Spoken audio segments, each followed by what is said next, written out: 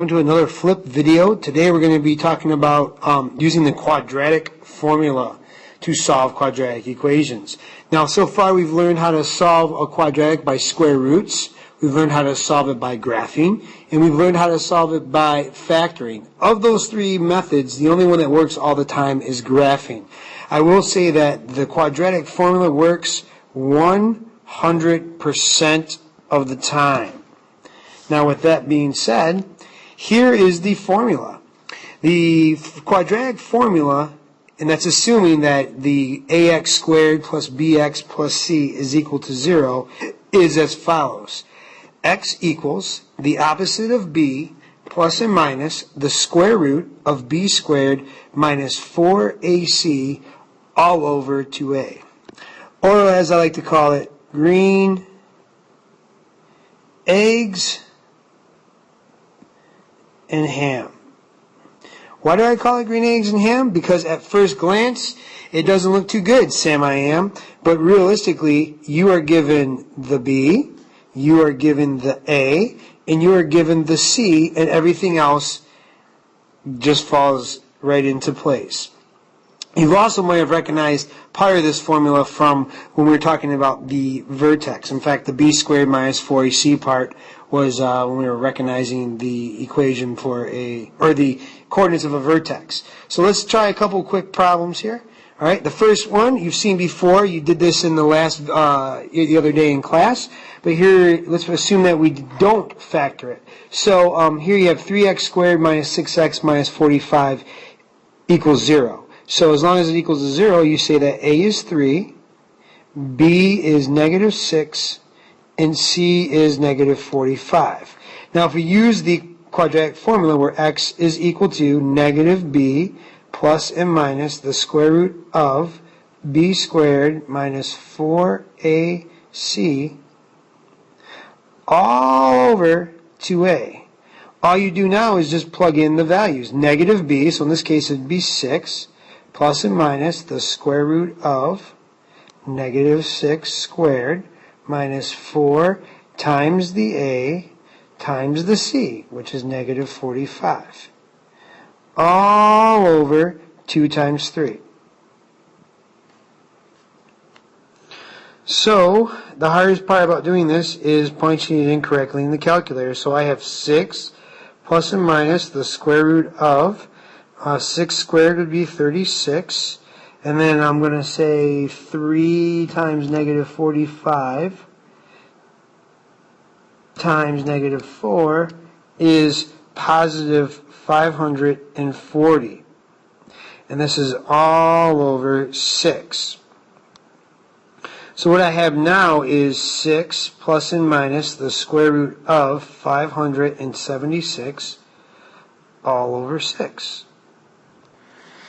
So x equals 6 plus and minus the square root of 576 all over 6. I believe the square root of 576 comes out nice, and that is, so now x is 6 plus and minus 24 all over 6. So if you take 6 plus 24, you get 30. So this is 30 over 6.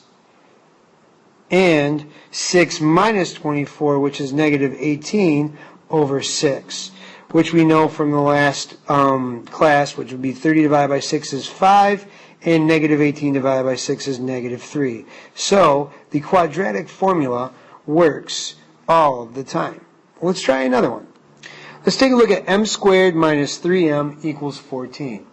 In this one, we do not have a quadratic equation that is equal to 0, so what I will do is I will take away 14 from both sides. So now I have this. Now using the quadratic formula, I have a is 1, b is negative 3, and c is negative 14. So the quadratic formula is x is equal to negative b plus or minus the square root of b squared minus 4ac all over 2a.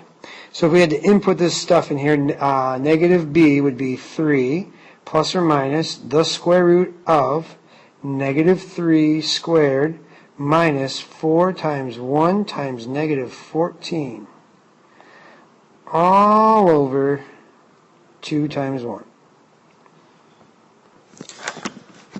So again, we have x equals x equals positive 3 plus or minus the square root of negative 3 squared minus 4 times a times c, which I believe is,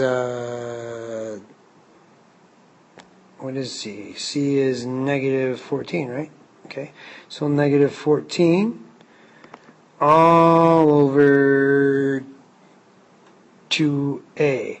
Now this becomes 3 plus or minus the square root of 9, and negative 14 times negative 4 comes out to be positive 80 all over 2. So you have 3 plus or minus the square root of 89 all over 2. And those are our two answers. 3 plus the square root of 89 all over 2, and 3 minus the square root of 89 all over 2. Sometimes the radicals cannot be broken down, and sometimes they can. In this case, it cannot. Radical 89 is what it is.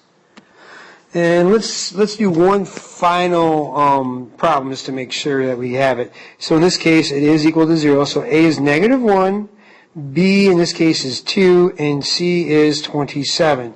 So the quadratic formula is x equals negative b plus or minus the square root of b squared minus 4ac all over 2a. So if we plug in these values, you now have negative 2 plus or minus the square root of 2 squared minus 4 times negative 1 times 27 all over 2 times negative 1. So if you do it, you get negative 2 plus or minus the square root of 4 plus 108 all divided by negative 2. Now when you do this, you get negative 2 plus or minus the square root of 112 all over negative 2. Now negative 2 plus or minus the square root of 112 all over negative 2. This is kind of a unique situation because the square root of 112 breaks down to the square root of 16 times the square root of 7, and this is all over negative 2. So now what happens is this. I'm going to use this little space right here. So you get negative 2 plus or minus 4 times the square root of 7 all over negative 2. And for the most part, we can leave it like that. There's one more technicality here. If you look at this, you can actually factor out a 2. So it would be 2 parentheses negative 1 plus or minus 2 radical 7 all over negative 2, which that crosses out. And so your final answer is negative 1 times negative 1 plus or minus 2 radical 7. However, if you're okay right here, then I'm okay. So that concludes this particular flip video.